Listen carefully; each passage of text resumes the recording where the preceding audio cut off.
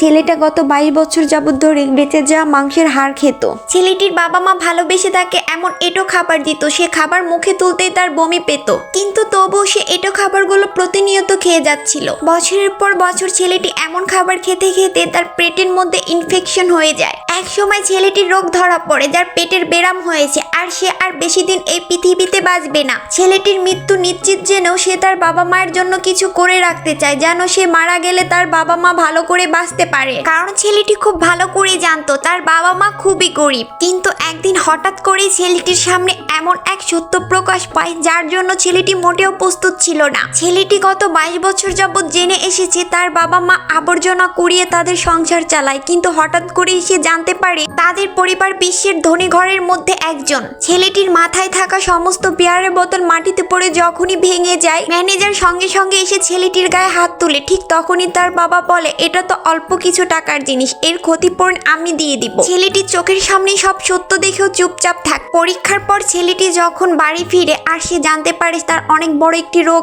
আছে। গত 22 বছর যাবত ধরে ফ্যামিলি তার সাথে যেটা করে এসেছে, এটা ঠাট্টা ছাড়া অন্য কিছু হতে পারে না। ছেলেটি কোনোভাবেই বুঝতে পারে না কেন তার ফ্যামিলি তার সাথে এরকম করলো এবং কি সত্যটা গোপন রাখলো।